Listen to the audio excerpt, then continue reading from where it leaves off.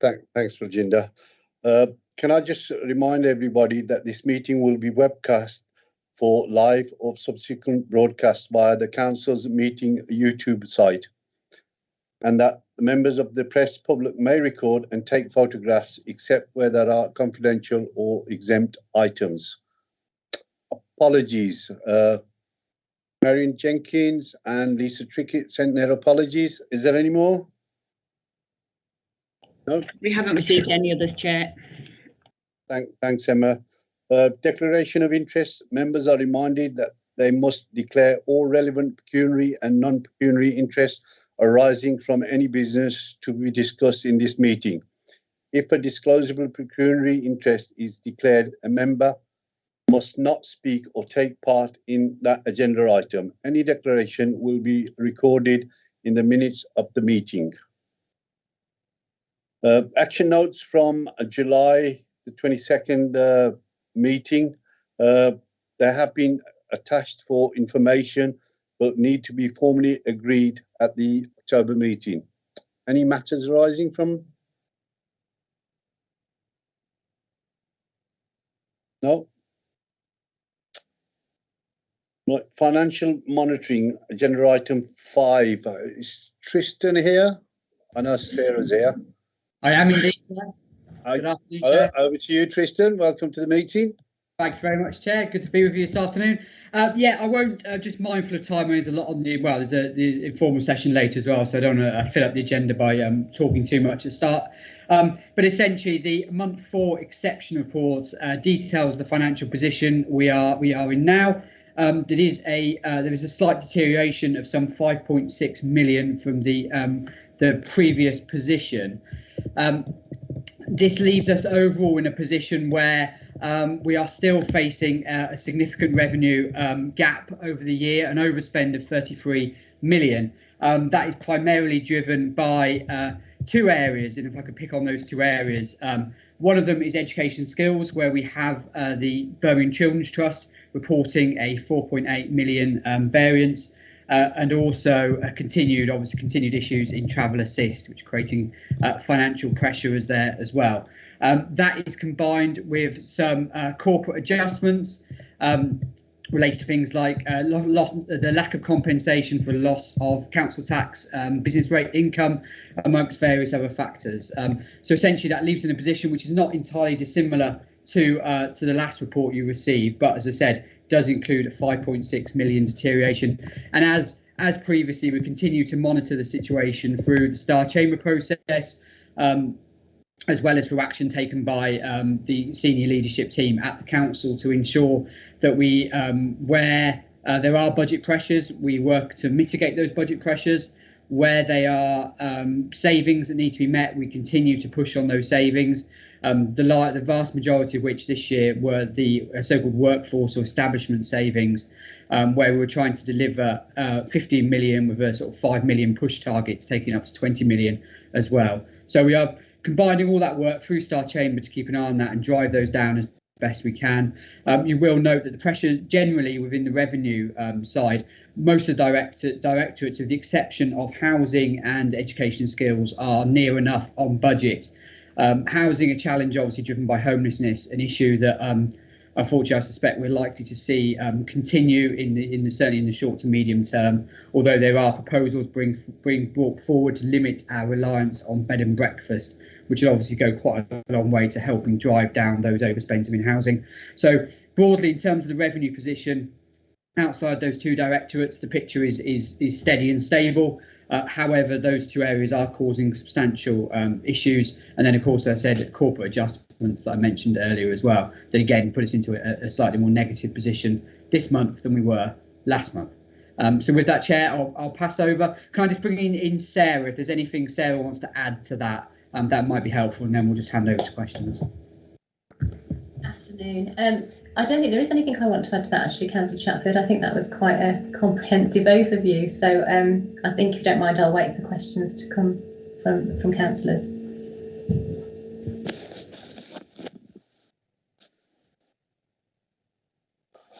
Okay, there's no indications as yet on questions. I'll start with a couple. With the 5.1 million overspend on mainly travel assist. Is that due to the contract finishing with the old provider and going on to the new provider for travel assist? And the other one, the Children's Trust, you're saying 4.8 million. They're forecasting the overspend. Any particular area why that's gone up by 4.8 million? And on the 3.14 the pay rise with the trade unions of 1.75, when will we know if that's been accepted or not, or what pressure it will have if that goes up more than 1.75 million? I'll stop there. I've got a few more to see what the members have got. Can we get to those, and then we'll go to other members if that's okay. Firstly, on travel assist, obviously there are and will be costs associated with that change of contract. It's always a difficult process moving over to changing providers at such short notice, and obviously that has created some difficulty for the service, and these things always come at a cost. However, there are other pressures within that service, so I wouldn't want to say it's entirely down to that. There are demographic pressures, increasing demand, and the complexity of needs, of course, as well, to make things difficult. And it is one of these ones where I think as you go into the school term, there are always things that emerge that perhaps weren't evident when planning was made earlier in the year. So as children start to go into school in September, there may be additional needs, complexities around moving schools, new children moving into the city, all of those things that can add pressure. And I'm not entirely confident that position will remain as it is. There are substantial risks around that service. So it's sort of a bit of a heads up really on how that will play out. In terms of Children's Trust, there is a little bit more detail in the report. So in terms of Children's Trust pressures, and again, this is something we will be exploring with the Children's Trust in the Star Chamber process.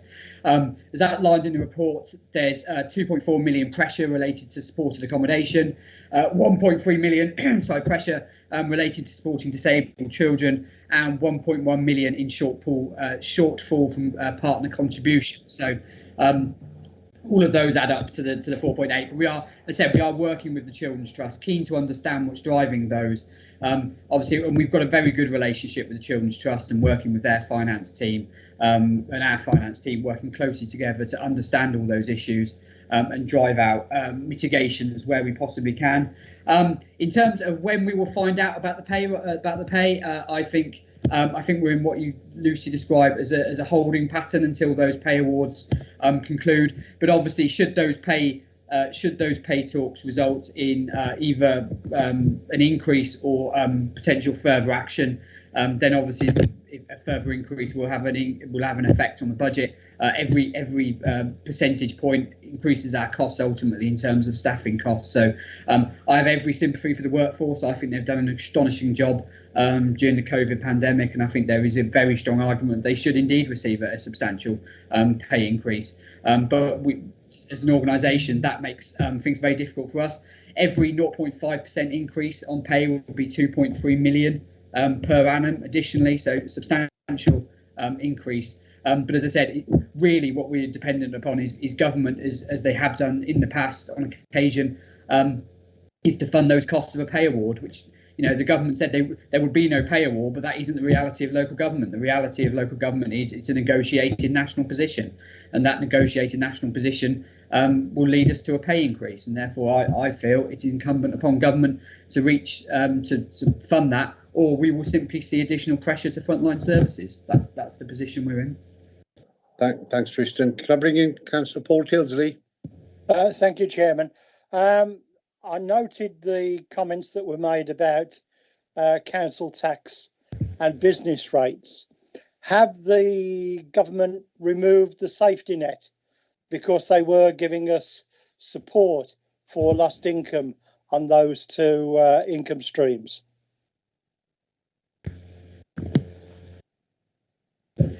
Yeah, can I bring Sarah in to give you the full answer to that then, Paul? Is that okay? No problem, Tristan. No Thanks, problem. Okay, yes. So as part of all the COVID recovery, and we were understanding from government at a point in time that we would have all of our losses recoverable.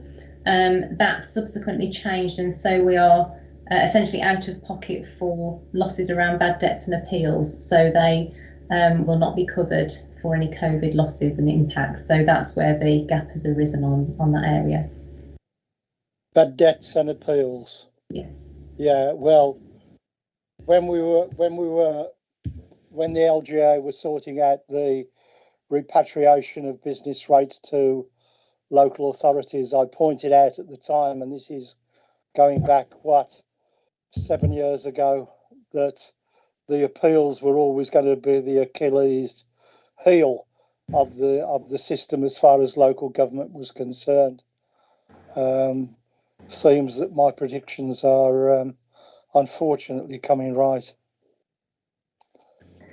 Yeah, I think yeah. I mean, I think the challenge for us, Paul, is that the government, it appears, expect us to continue to absorb what remains of the COVID pressures going into the future without further recompense, and obviously that sits on top of things like the pay award, and also sits on issues around, well, you know, other demographic, you know, pressures. We know what's going on with, especially around children's social care, and government's expectations that local government find that money from somewhere. It makes it extremely difficult for us. We don't have the benefit of owning the printing presses, as you know.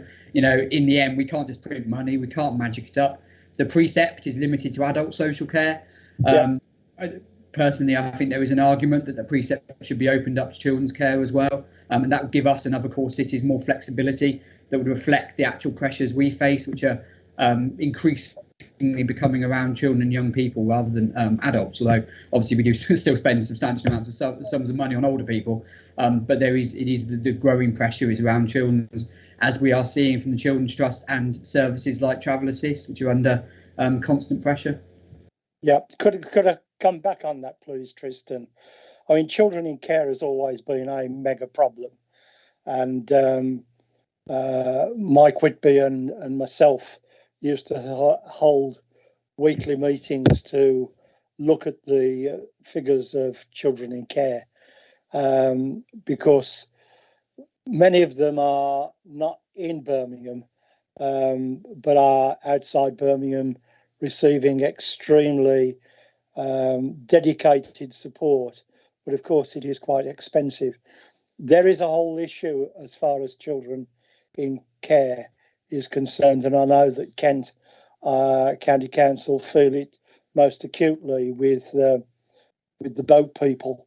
But what are we doing as far as core cities are concerned to put pressure on government to help support these costs? Yeah, that's a good question.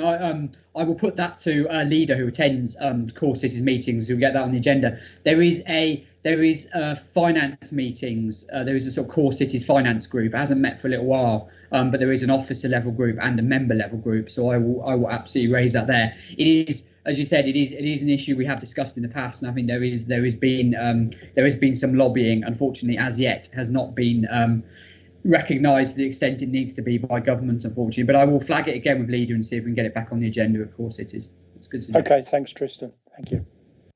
Thank you. Thanks, Councillor Paul Tilsley. Councillor Majid Mahmood. Yeah, thank you, Chair. Just out of curiosity, the £38 million cost from the redeployment of staff, is the redeployment ongoing, and do we have similar arrangements elsewhere in the region and possibly core cities? And is there still a scope for joining with other councils in the region to minimise costs? On 1.6 of the report, I've got a few questions, I'll just go through three at a time, make it easier for everyone. The 5.4 million shortfall in the collection fund, is that on a proportionate basis? Obviously, we're a larger council than others, with other councils in the region and the core cities, or are we more adversely impacted than others?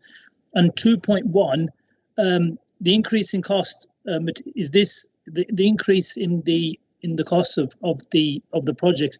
Is this in relation to material costs or charges levied by utilities? And the reason I ask this question is in Bromford and Hodghill, in the ward that I represent, alongside Councillor Donaldson, we have a project to build around 250 properties, and under the BHMT, And we've been hit quite hard in the last few months around an increase in the high utility costs for the infrastructure. Just wondering if this is the case across the city. Thank you, Chair. Tristan? Thank you, Councillor Mahmood. I'll bring in Sarah if I can on the redeployment of staff issue. The benchmarking, I haven't seen any figures, or not recent comparative figures around collection rates, but I think they are collated. So I'll try and get some figures, and then I can we can circulate them. And then the last one in terms of capital costs, I suspect that is correct, but I'll bring Mohammed in. I've just noted from media reports that I've seen over the weekend that there's been, a substantial increase in costs and inflationary pressures around, especially construction industry costs as well. So that's all pushing into us ultimately. I think there's something like, I saw a terrifying figure of something 48% increase in costs around some steel products coming out of China. So that, unfortunately, those sort of inflationary pressures are what we're facing. Well, obviously, in terms of a lot of our projects, they are very well managed in terms of supply chain, and they do secure upstream as much materials as they can, which is certainly something, for example, we did with the Alexander Stadium. But I'll bring Sarah in on the redeployment of staff if I can. Thank you, Councillor. So for COVID costs, we've been consistent with what we did last year. So we had income from government. We received a COVID grant, general COVID grant, and we have obviously been redeploying staff because we did an awful lot of work to make sure we supported the COVID effort. And so we collected all of that information together, so we understood how much time and effort was going on from staff. We've done the same this year. The COVID grant has run out though, so we don't have any more grant to attribute to that, but we've continued to be consistent in our capturing of that and our reporting of that. So that's what the 38 million relates to. And can I bring Mohammed in as well, who might be able to pick up the question on the capital costs as well? Yeah, thank you, Councillor Mahmood. The specific overspend or increased work is due to the housing repairs and improvements. So the new windows, the fire safety works that we are doing. The team have now identified that they need another 11. So they set a 2-year budget last March 2020, which they went through last year. This year, they've had to revise the second-year budget based on extra works that they want to do this year. So rather than material costs, this is more extra works that they will be doing, more around fire safety works. And sometimes when they go into a building and open something up, there's consequential works. So on this particular issue, this isn't necessarily material costs, this is more additional works that they are doing, which they can fund through the HRA. So it's not going to be a pressure on the bottom line. But in terms of general material costs, as Councillor Chatfield mentioned, it is true that there have been rises in costs and material costs, but a lot of our projects are trying to manage that through de-scoping or de-risking by buying stuff in earlier, which they did do on some of our projects last year. But there is that effect that is slowly coming through some of our projects, and we are monitoring that quite closely. But up until now, we've been able to manage that through de-scoping, de-risking things. But this specific issue is more about additional works rather than new builds. So BMHT are reported separately, so that would come through that. Okay, that's brilliant. Thank you. Couple more questions. On 3.2, has the bid for the 1.7 million transformation cost through the flexible use of receipts been successful? If not, do we have any contingency plans for that? And 3.3, has the bid for the one-off transformation costs been submitted to the Section 151 officer? And if so, do we have an indication of the likelihood of it succeeding? And again, do we have any contingency plans for that? And the third question, and I'll come in again with a few more. There's a reference in 3.6 to a business case being developed for the use of additional hostel units and street purchases. How far developed is the business case? Because it looks like we're looking for savings this year, in this financial year. And would that be in competition with the registered social landlords and the street purchases? And street purchases, can someone just clarify the meaning of street purchases? Is that the buying of property for rent? Thank you, Chair. Can just before you start, Tristan, I think it's Councillor Paul Tilsley sharing his screen. If you can stop sharing your screen, please. Paul? Councillor Paul Tilsley? Yeah, yes. I was worried he was going to start drawing a nice picture for us. Councillor Paul Tilsley? Okay, carry on, Tristan. We can hear you. Okay, I'm afraid on 3.2, I missed the first question on 3.2. Could you just repeat that?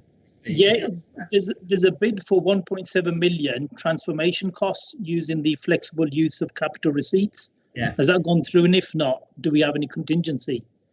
Yeah, let me. I'll bring in officers on those, and that. Yeah, I can answer that, Councillor Chatfield. This is a bid that's internal to us, so the government's allowed us to use capital receipts to fund transformational revenue spend. So spend that would be revenue, but because it's going to lead to a saving, so this is a bid that they're making to the 151 officer to be able to certify that it meets the government's criteria of being transformational. So once that's successful, that should come through. So I think that as long as it meets the criteria, we should be able to release that money. So I think that's a low risk issue, and we'll hopefully have an update for the next meeting of whether that's been successful or not. Apologies, colleagues. Me and technology at the moment are not best friends, so my apologies. Throw him out, Chair. Throw him out. Wouldn't stand for it. Yeah, you would stop sharing this screen, Councillor Paul Tilsley. I have stopped it. Oh. So I was trying to find the Just button. the white screen. It's fine. A few crayons. I think we're okay. Just on the last question was around the street, the on-street purchases. It's the so if you know the project we did where we brought Barry Jackson Tower into use to provide temporary accommodation, and there is another one proposed near New Oscar Gardens, I think it's called, up in Perry Bar. So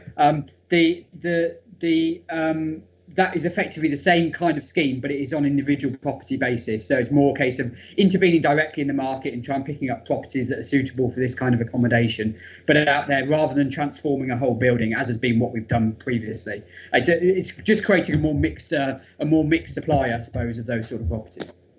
If I can comment, the council, the street properties is to look to buy properties with the strategy of not concentrating into one particular area, but looking across the city and buying strategically. So we won't be buying all those properties in one go. It'll be done on a strategic basis so we don't distort the market. There is also the option to buy from developers. So whether it's an estate's being built, maybe we can block buy a few to create that. So the whole rationale is that we're putting people into very expensive B&Bs. If we've got our own properties that we can then use for temporary accommodation, that will then produce a saving for us. And so the cabinet approved that report on the 27th of July. This strategy that we're working on, and they're working on the detail. The officers are now working on the details of how we implement that strategy now. Yeah, no, I'm fully on board with it. It was just that there's a suggestion that there may be some cost savings this year. I thought with buying property, it's a long-winded process. Yeah, the cost saving, the initial cost saving should come from Oscott Gardens that we're looking to refurb at the moment. I know from a conversation yesterday that surveyors are in the building looking at that, how quickly we can turn that around. Hopefully we can get people in before the end of the year. Okay, that makes sense. Thanks. I've just got 4 more questions, Chair. Can I just stop you, Magic? 3.7, what's the total amount of the borrowing costs for the new vehicles? Over how many years are we paying? And what are the savings from maintenance of the current vehicles? 3.8, Chair, the leisure centres are now reopened, I understand fully. So have we witnessed an increase in activity, and has that generated the income that we've planned for going forward, or service users still reluctant to come back? And then just to follow on the question around the trade, you not completely agree with Councillor Chatfield. It's something that the government should provide more income for, because officers have worked extremely hard, especially over during the COVID pandemic, and all of us would want to see them get higher pay more than the 1.7 that's currently been muted, given that there's high utility costs, there's higher cost of basic materials. Do we know if there's a pay offer across the region, and of course I think Tristan said it's going to be done on a national basis? There's nothing that we can do collectively to lobby as a council through the West Midlands Combined Authority? And the final question was just on 3.17. Can we elaborate on the direction of travel for car park commercialisation, please? Do we have any specific car parks that we want to see increased income? Because I know we've made a few redundant over the last year or so. And the reason I picked up on this is, Chair, because as you know, on Allen Rock Road, we've got one car park which was built using the old, I think it was the old community chest money that we had and some of the constituency money through Hodgel, and that rakes in about £12,000 per annum. And given that Allen Rock Road is one of the most ticketed roads in the country, not just the region, in the country, it's always named and shamed effectively in national press for being the most ticketed road. It would benefit immensely if there was another large car park, as you know, they have visitors every weekend, and whenever there's a celebration, you know, Sheffield, London, and as far as the field as Glasgow, I've seen coaches come through. So if there's any work currently being done to see where we could increase income. Thank you, Chair. Okay, I'll go through those. I think I have to bring Mohammed in if he's got the figures around the borrowing costs. But if not, we can certainly provide those. In terms of leisure centre usage, in terms of income, it very much depends on which leisure centre we're talking about, because those that sit within the contract with Serco have a different financial dependency than others. So we don't draw income from those. That's all bound up in the contractual arrangements. But I understand that the footfall going back in is recovering, but it is recovering slowly. It certainly hasn't gone back to where it was pre-pandemic. And so certainly in terms of our own directly managed leisure centres, that obviously creates financial pressure there as well. In terms of the pay negotiations, that has traditionally for many years been as a process. There's a national pay negotiation process. There is a representatives from the West Midlands go attend that, and there are councillors from the Greater West Midlands region, not just the West Midlands county, attend that and take part in those. It was part of the groups that take part in those negotiations, and that has been a long-standing tradition, so it's nationally set. But in terms of lobbying government around picking up the costs, that is absolutely something that we'd be at liberty to do through the LGA, and I think LGA Labour have already done something on it, and certainly I'm sure the LGA could, or I may have missed it, they may have done already. But obviously I think that would be one of those ones where there is cross-party, district unitaries, whoever it might be. I think there'll be widespread agreement on the desire for government to step in and meet those costs. Although I can't say I'm particularly optimistic about that happening. In terms of car park commercialisation, if I can, I think Mohammed might have some more details on that. But I think you raise an interesting point and an interesting dilemma, I think, for us. And without stepping too much on Leader's portfolio, we have competing demands in the city, though, one of which is around encouraging different modes of travel, active travel. So, all the schemes like the scooters and cycles and public transport, obviously, as well, and trying to disincentivise people to drive. However, car parking also forms has traditionally been a very useful form of income. So we are kind of caught in a dilemma, and how to balance those things are difficult, not least because land that car parks sit on could easily be used for other things, and given the housing pressures and the pressures of grade A office space within the city centre and other uses, there's a pretty compelling reason that single-storey car parks aren't really the best use for that land. But obviously, in terms of income generation, large car parks do generate sufficient sums of income. So I'm afraid there is no easy answer to that. But I will certainly pick up the issue of Allen Rock with Leader and see if there's anything in the pipeline there. Mohammed, do you want to pick up on any of those? Yeah, the specific reference in 3.17 is car parks at our parks. So there was a savings built in a number of years back that we would bring in charges at parks. So, for example, Canning Park was the first one to go ahead, and there was view at Sutton Park and a few of the parks. So a business case is being set. I believe it's near final, or it has been approved to install parking meters or ways to pay and display at those parks, which will help us meet that savings target. So that specifically relates to that. In terms of the borrowing costs on the vehicles, I'll have to dig out the working paper that was done, but we would typically look to repay the borrowing over the life of the asset. So with these vehicles, there's a life between 7 to 10 years. So we'll be looking to repay all of the debt over the 7 to 10 years.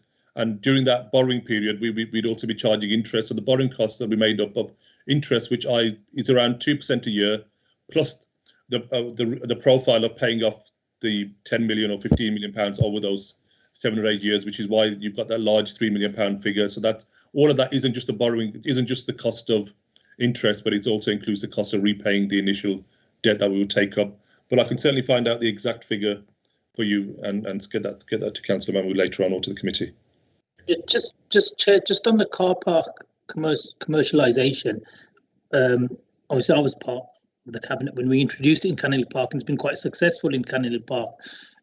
We did have a list of other parks, but as far as I was aware, that didn't go ahead at the time. So just assuming that is what we're looking to take forward. Yeah. That is what the business case is about. So have board members been consulted on the proposals for parks within their wards? Of course, they have. I think there's as far as I'm aware, the two that have progressed most fully. There's one in Northfield, and there is. I think there's been discussions around Sutton Park as well, but I think those are the only two that I'm aware of. But I think it's a rolling scheme, and I think the schemes are progressing, but perhaps more slowly than we would have liked them to. Okay. Thank you, Chair. Thanks for that. Just a couple of queries from myself. Table 2 on page 14, Tristan, specific grant funding underspend of 2 million. Do we know where that underspend was? Didn't people apply or didn't qualify? And the other one is 2.2. The total capital expenditure to date is 119.8 million. What impact or increase are expected due to the two major projects, which is the Commonwealth Games and the Perry Bar residential scheme? I think I'll bring. Oh. Sorry, I pressed the wrong button. I'll bring Mohammed in on those if I can, especially on the second one, I think, and I'll pick up the first one.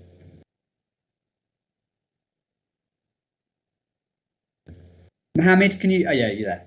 Yeah, sorry, it's just unmuting myself. And yeah, on the Perry Bar, we're looking at about another £300 million during the year to try and bring that to good completion. And the other scheme, I'm just trying to find the numbers for that, but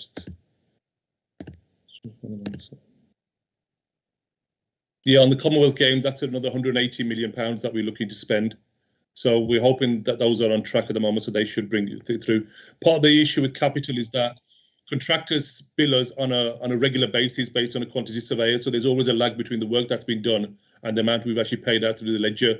So throughout the year, we do try and get an estimate, but that figure is what's actually been paid through our ledger and actually payments got out. So there will still be some invoices within the system where quantity surveyors have signed off works that have been completed but haven't yet reached us. So for efficiency purposes, we wouldn't do a trawl every month to get to see what's actually out and about. It's at year end for our final account to make sure we've got the whole accrual and the value of all the work's done. But as far as we know, and we're assured by project managers that both Commonwealth Games and Perry Bar are on track. So they should spend to the budget this year. Okay. Table 2 on page 14, Tristan. The underspend of 2 million. You're on mute. You're on mute. Yeah, I think it's COVID cost. Effectively, it's COVID costs charged to specific grants and the moving thereof. So we've been able to move that money to make a saving because we've been able to charge it to COVID costs, which is helpful in terms of the bottom line position. Yeah, sure. Okay. Anyone else? Before we move on to agenda item 6. Okay, thanks. Have we got James Cooper here? Yep, I'm here, Chair. Thank you. Can we have an ERP update, please? Yes, of course. I think generally the ERP project remains on track for its April delivery deadline. If you look at our summary in terms of progress that we've made to date, we are still continuing to report Amber as a program, and the logic behind that is that we have still a number of challenges that we just want to make sure that we bring in on time. Most notably, we've identified in terms of the items that we need to keep a focus on is we have our second data migration cycle going on at the moment. We set ourselves some fairly stretching targets of over 95% accuracy for our what we call our master data and over 80% accuracy of our transactional data. Currently, our master data is at 99% or just under, and our transactional data is currently sitting at about 94%. So we are currently meeting our targets with regard to our DM, but the timeline is still challenging. We need to get there before the 21st of September in order to enable a very significant piece of testing that will be starting on the 27th of September called user acceptance testing. I think the one area that was mentioned in the last meeting was around the integrations and the integration development, and we provided some more details around the number of integrations that we are doing. I think I'm pleased to report that we split our integrations into what we call inbound and outbound. So those that come out into the council and those that go out of the council to other systems. And we're currently almost complete on our inbound integrations, and we are approximately 30% complete on our outbound integrations. So we are currently on track with those to get them into their testing cycle, which starts at the end of this month. We've started to introduce the application to around about 150 officers in the council through a process called key user training, which has been running now for 2 weeks. It has a further 3.5 weeks to run. The feedback has been positive generally about the application, and this is to enable a good proportion of those staff to help us with the testing that we've got to do. So we also have started work on how we transition this new solution into being able to be supported by the existing organisations within the council. So that work is now also well underway as well. In terms of our specific work streams updates, the ones to call out, I guess, are the outbound integrations that I've talked about. So we have improved the situation. They were reporting red last time. They're now reporting amber in this particular time. And we've seen some good progress across all of the various areas there. I think reporting continues to concern us. We have made some significant progress, particularly across the finance and procurement space, but HR is slightly lagging in this space at the moment, and we have approximately 50% of the total that we need to develop now have specifications. So again, that is good progress, but we need to keep focusing on that. In terms of the other areas that we look at, procure to pay, HR and finance, those areas we are seeing good improvement in as well. So we have a number of challenges still in those areas, I hasten to add, notably in the procure to pay space, where we have a part of our solution that we've procured that helps us with scanning invoices and being efficient in terms of how we handle invoices.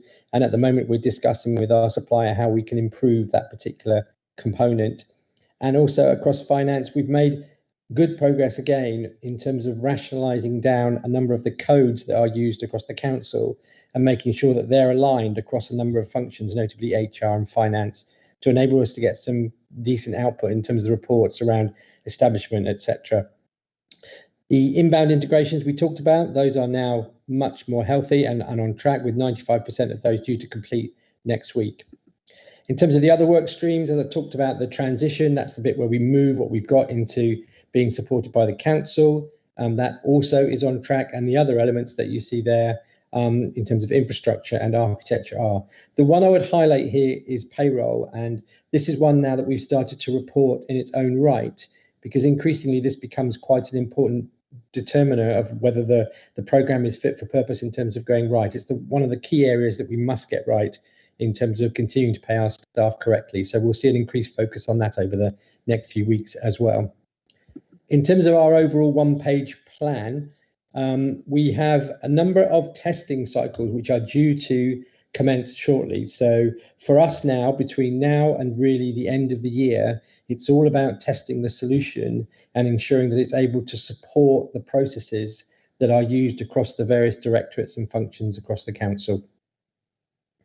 Our milestones, in terms of those, we have flagged one of those, which is our next data migration cycle, as amber. We just need to look at the planning for that, to look at where our data migration 2 comes out and assure that that's still on track. But at the moment, we're seeing, as we said, some good quality coming out of DM2, so we're encouraged by that. So our overall ERP milestone plan that we have, with the exception of the DM3, we continue to track to those milestones that we have. In terms of our risk log that we run, so you can see a risk dashboard in the papers, we're seeing a slight downward trend in terms of the number of risks that we're managing and the number of open issues that we have to handle as well. And we've now started to flag the particular areas where we have the highest ones, and we're giving some focus to those. And what we've called out on the next 2 pieces around the risk update and the issue update is some of the key ones that we've got. I talked a little about the invoice scanning one, and I talked a little bit about the chart of account mappings, which is the ones where we look at the codes that we're using. If I also just skip on ahead as well to our budget position, again, we're currently forecasting a £3.3 million underspend against our overall budget that we have. And we continue to manage the costs of our individual suppliers that we have at the moment. And we also now have been able to release some funds from a previous agreement that we had that's being able to use to fund any particular changes that we had with no impact on the bottom line budget as well. So I'll pause for thought there for any questions. Okay, thanks for that, James. Just on, before I bring Councillor Mahmood in, just on the RAID dashboard, the risks have gone down slightly from 51 to 49, but 13 are rather very high or high risks, and open issues have gone down by about 4. How are we intending to tackle? Are we targeting the real high risks, or we're looking at the quick wins, and what progress are we expecting in future to actually bring them down? So we tend to target the ones that are at the very high level. We have 2 determining factors that go into scoring that. So we have a probability, which is, how likely is the risk to occur, and then an impact. If the risk occurred, what would it do to us as a program? And that's what generates the high or very high rating. And what we do on a fortnightly basis is we review those particular risks, and we ensure that any mitigating activities that we need to do to start to drive those down are built into our overall plans. So from that perspective, we tend to focus on those top high and very high ones. And then what we will do on a monthly basis is we review the ones which are below that. But I think what we've started to do as a program now is embed the concept of having specific activity that relates to managing down the exposure that we've got of these particular risks. I think we've seen a good drive down from a significant number that we had a number of months ago now to get to a small cluster of areas that we know. And some of those will be driven out through the testing cycles that we go, because they're a little bit unknown. We need to see and touch the solution and understand what it is. But some of them as well, we also will just do through our normal day-to-day planning process. I think on the issues, I think that's more of a habit thing, if I'm being absolutely honest.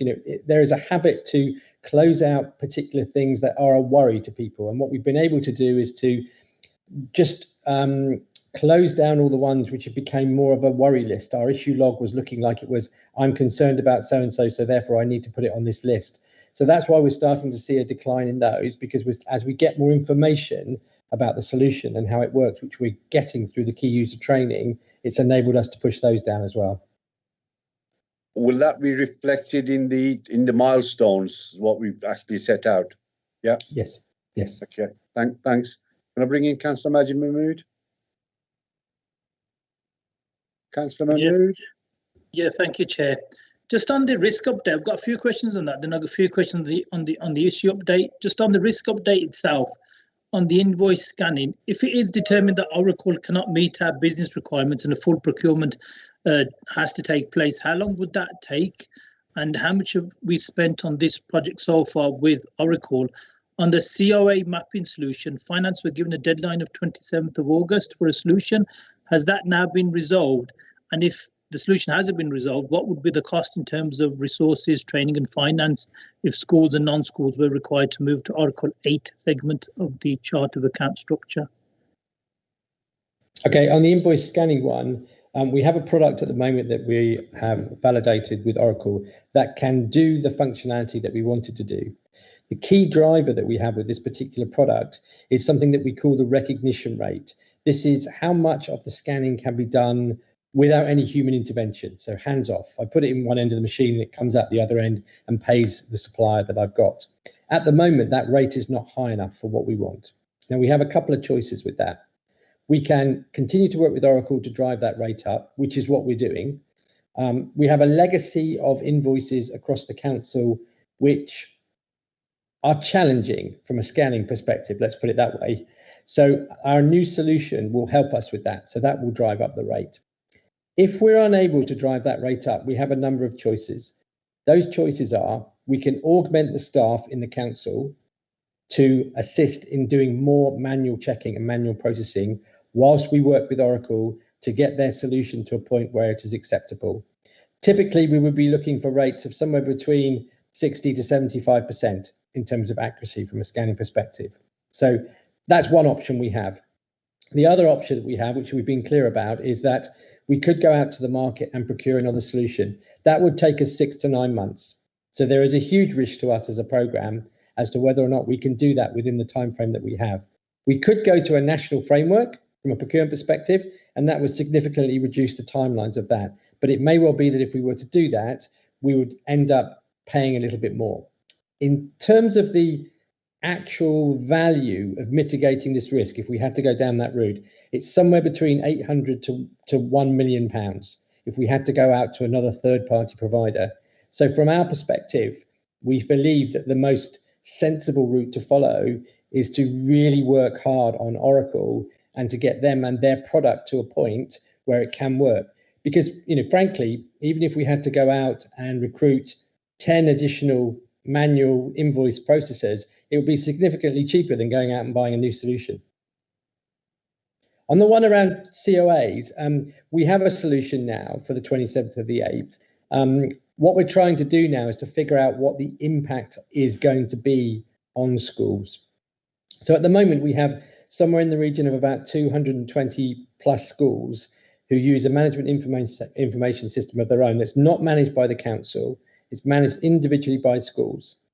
Roughly about 95% of those schools fall into two particular types of software.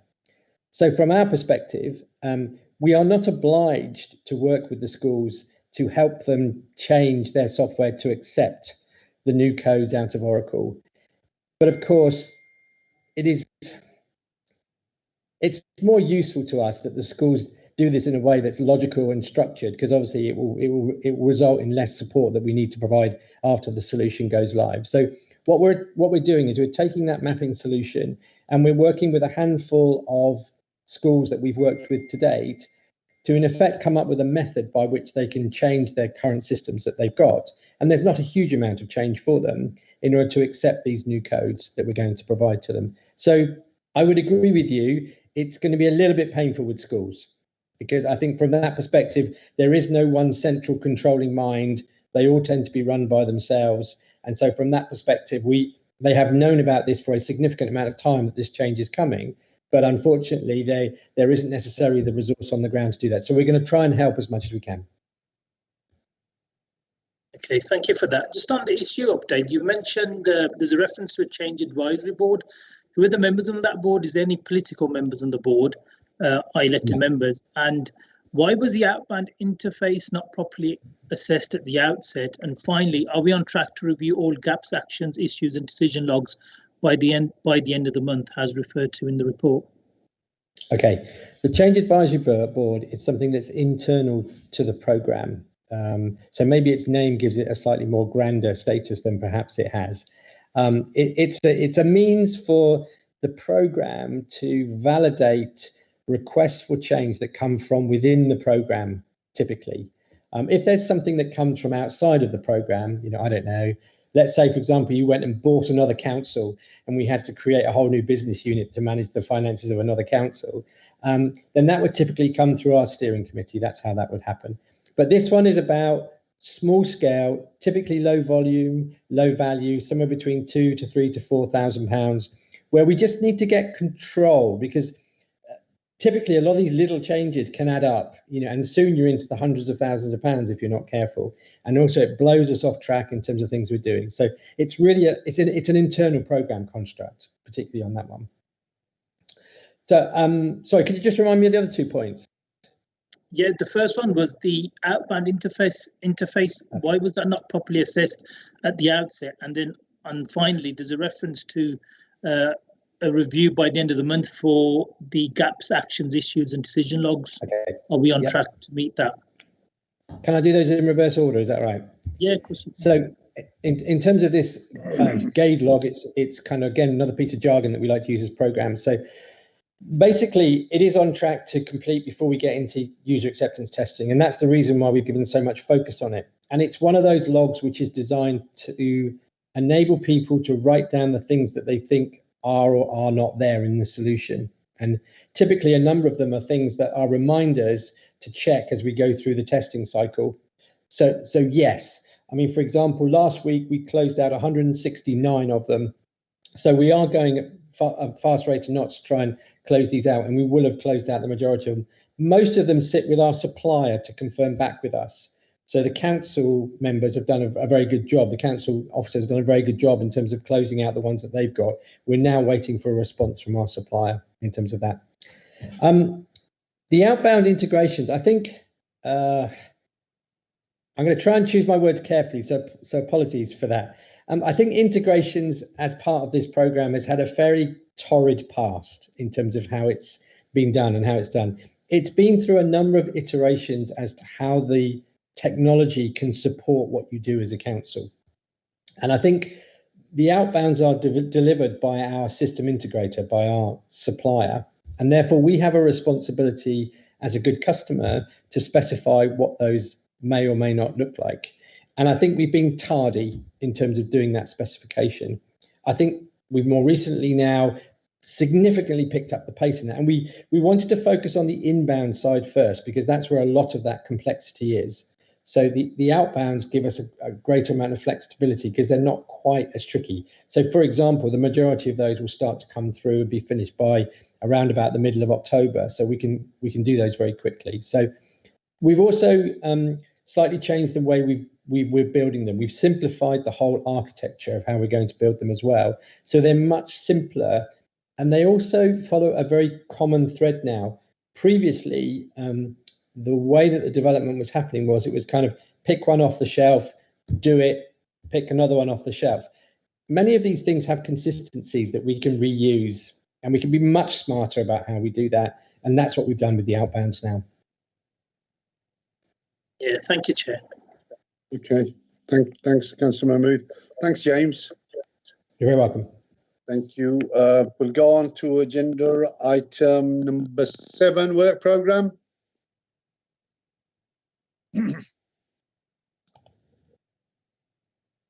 Hi, Councillor. Do you want me to take that? Yeah, go on, Emma. Sorry, my screen's just frozen. I'm trying to find it.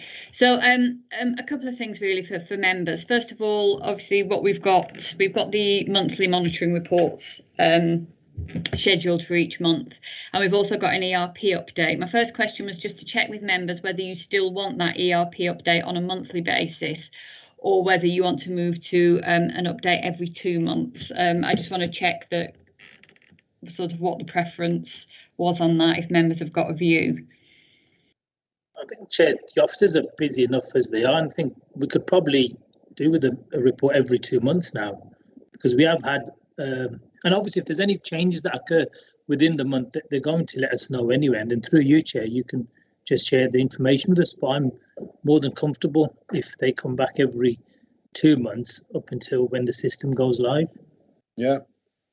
Is everybody okay with that, or?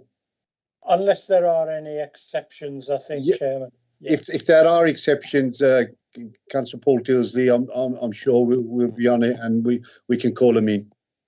That's all right. Okay. Okay. Yeah. Thank you. So the other things on the agenda, we've got a couple of items to be programmed, which were requested at earlier meetings. That's long-term debt strategy is one. Now, a report on the PropCo. Jane did circulate the Cabinet report on that.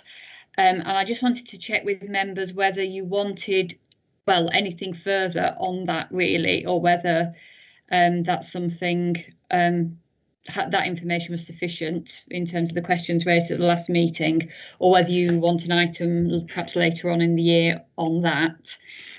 Just before you come in, I'll run through a couple of other things, because myself, Jane and the Chair had a conversation before this meeting about some potential work programme items. So I just want to pick those up with you. I think sticking with finance for the moment, there are some issues that were raised in previous years that the committee said they'd come back to. So just to see whether you still want to do that. One of them was around the Perry Bar regeneration scheme, given the changes that have occurred, whether you want more on that. And Commonwealth Games generally in last municipal year, for those that weren't on the committee, the committee did receive updates on spend and impact on council budget in relation to the Commonwealth Games. So again, just checking with members whether you want something like that on a future agenda, and we agree timings with officers. There's a report that I've circulated to coordinating members because it came up in a coordinating meeting about the capital strategy. I can obviously share that report with members of this committee as well, because I think it's useful information. But I just wanted to, so if I'll do that, and then perhaps if members could come back and say whether they think that is worthy of an item on a future agenda as well.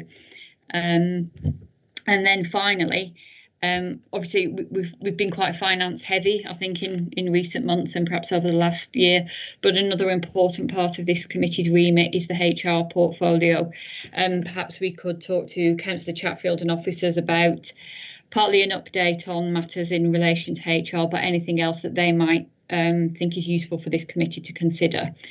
So there's a few things there really for you to discuss and agree what you want on your work programme. Thank you, Chair. Thanks, Emma. And just on the issue of HR, I know there was some work done last year on number of interim posts we've actually got.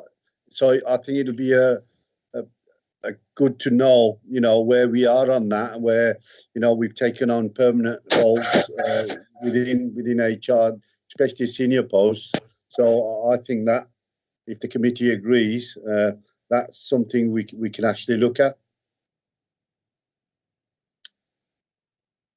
Yeah, agreed. Emma has raised some pertinent points around what we could look at as a committee, and we have been rather finance heavy in the last few months, although I have enjoyed it, and I'm sure I will the rest of the municipal year. But if we can continue having the finance reports, they're really, really useful. Yeah. Something around capital, because I did suggest in the very first meeting if we could have something around capital strategy and something around like a better understanding for elected members and members of the public, because I'm assuming the 10 or 11 people that watch this committee are quite interested. Possibly we can get more to watch it in the future. It's something around like how the short-term loans, the long-term, medium-term loans work, the revenue, how we pay, like for example, the vehicles, we're paying for them through borrowing costs. If we could just have like the strategy and compare that with, because I always like to compare with other core cities and neighbouring councils, see if there's any joint working that we could do.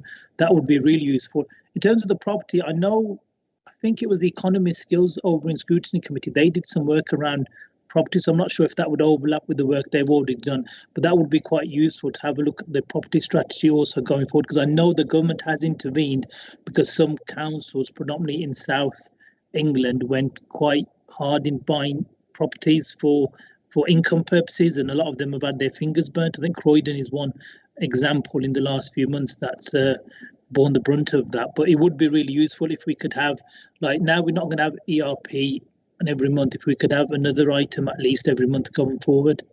Thank you, Chair. Okay, that's good. Cabinet member, do you want to come in? Yeah, thank you, Chair. I was just going to make a point on HR as well. We are at the start of the process of introducing the new operating model for HR. So there's a cabinet report that went through this week that cleared the funding for the development of what we're going to call people services as opposed to HR. And so moving to that over the next few years, I think that might be something of interest to the committee. We've got a programme director for that, and we should have we should be in a position therefore to update the committee in terms of progress. I just thought it might be of interest. It is a substantial piece of work and does involve some quite substantial changes to the HR service. Okay. Thank you. Anyone else? Any ideas on work programme, or are you happy with that? Yeah. Yes, Paul. Consent, Chair. Happy with that. Okay. Thank you so much. We'll go to agenda item 8, date and time of next meeting. The next meeting is scheduled to take place on Thursday, 7th of October 2021 at 2 p.m. This will be a formal face-to-face meeting at the BMI. Chairman, Yeah. Contained in the previous item was the forward plan for cabinet decisions that I don't think we touched on, did we?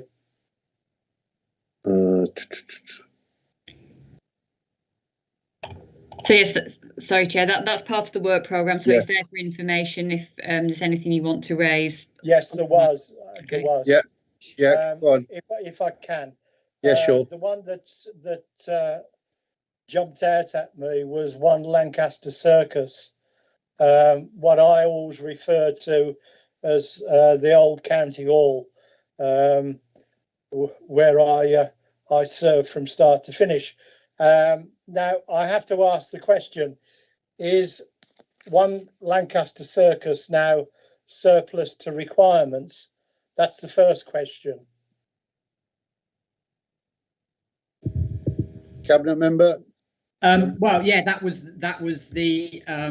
part of the report that went through cabinet. I think not the last cabinet, but the previous one. Right. So are there going to be any redeployment issues as far as staff are concerned? It's a bit outside my portfolio, but obviously, given the new ways of working paper, and obviously in the sort of post-COVID environment, I think there's clearly less need for high-grade office space for our own staff. So, given that we have Woodcock Street and various other buildings, creating greater efficiency by locating those staff, as I understand it, there is confidence that that is manageable. Obviously, trade unions and staff have been engaged in that process, but I think the broad view is we don't require the level of office space we currently have, and therefore Lancaster Circus is no longer considered to be essential. Right, which is as